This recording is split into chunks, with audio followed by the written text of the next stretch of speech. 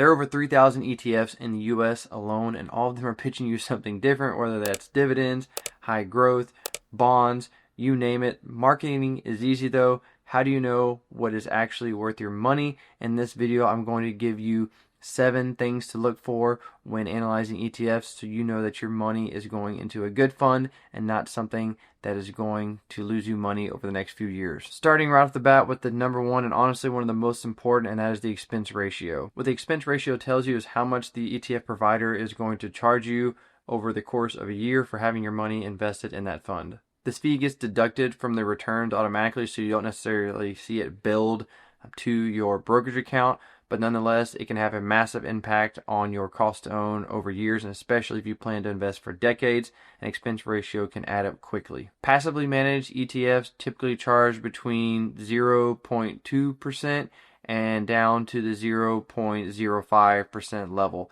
If you look at index ETFs, something like VOO, it charges a 0.03% expense ratio, which is extremely low and one of the lowest that you will find when it comes to ETFs, and is the reason that I love Vanguard funds, because they have such a low expense ratio. Actively managed funds and those in more of a niche that have specific strategies will usually charge around 0.5% to 0.75%.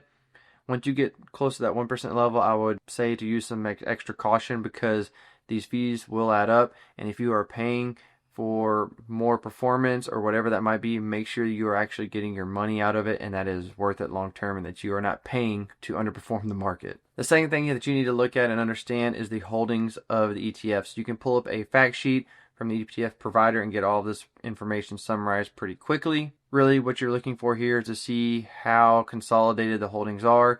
Is a large majority of the ETF in the top few holdings? Do you already have a lot of exposure to those stocks through another fund? You really want to avoid overlap with other ETFs. If you can, it's something you really don't need. Is the fund heavily invested into a single sector like tech, or maybe consumer staples, or maybe energy? Depending on what you're looking at, all of these allocations are going to vary. So before you buy an ETF, it's very important to know what the top holdings are, what the top sectors are, so you understand where your money is going when you buy a share of that fund. Number 3, and easily could have been number 1 for most important, is the historical performance of the ETF. Depending on your goals, you might have different benchmarks for what you expect return-wise from an ETF, but overall, I would really just recommend that you compare it to the S&P 500. That is the best overall benchmark. If you are outperforming that, great. If you're underperforming that, make sure it's for a reason and that you're not paying a higher expense ratio to underperform the S&P 500, or make sure that if it is a lower performance than the S&P, that it is for a specific strategy that you want to have with your portfolio. Number 4 is to check the dividend yield and dividend frequency. Depending on your investing strategy, dividend yields will vary and what type of fund that you pick, but usually dividends are paid on a quarterly basis. Some funds, though, will pay these on a monthly basis. Some will pay them on an annual basis. It really just depends, but it's something to check when you are looking at different ETFs. Also, don't be fooled by a high dividend yield. Don't chase a high dividend yield. If something is yielding extremely high, you are likely sacrificing something somewhere else. So make sure that you take a good look at your ETFs, understand the dividend payments, understand how the dividend yields work, and know that before you buy a share of that fund. Number 5 is to check the liquidity and trading volume of the ETF.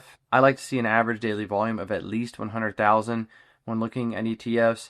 Honestly, higher is better, but what this is going to do is just ensure that you don't get stuck with the shares, whether you're trying to sell them or even if you want to buy them, making sure that there's actually shares out there for you to buy. Another pro of higher volume is that your bid and ask spreads will be closer together, and so there won't be as much volatility and uncertainty when you're placing buy or sell orders, and you won't necessarily get bad fills on your trades. And so just kind of another layer of protection and making sure that you're not getting yourself into a risky fund with low volume that maybe even has the potential of going under.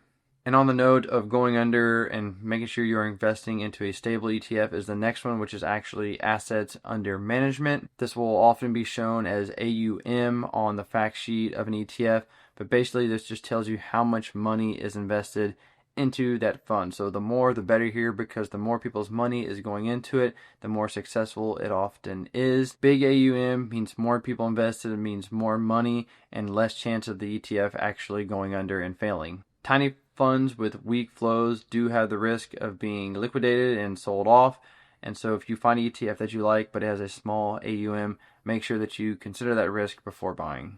And last but not least is number 7, and that is to look at the tracking error of an ETF before you buy it.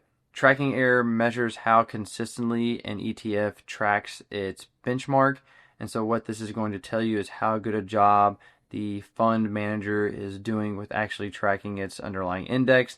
If it's not doing a good job, you're often better just buying the index. Why does this gap even exist? Well, fees add up. When managers trade in and out of positions, there can be a small difference there as well too. And so over the long term, these small differences can contribute to a larger tracking error if they're doing a lot of trading in and out. But really just check it. Usually it's not a big deal, but it's one of those things.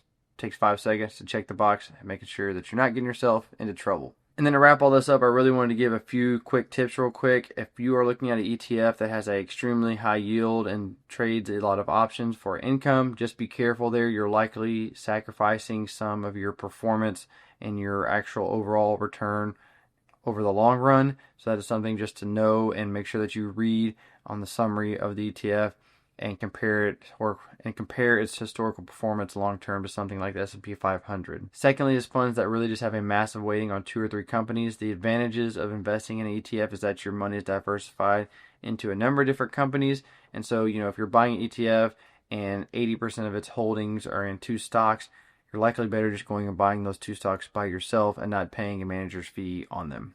And that there is your ETF checklist. That's the 7 things I look at before I buy an ETF. If you found this video helpful, hit the subscribe and also smack that like button since I'm a new channel, and it will let the YouTube algorithm know that this video was in fact somewhat helpful. If you have any questions about each particular ETFs, drop those in the comments below and I will give you my 2 cents on them. Other than that, thank you for watching. I'll see you in the next one.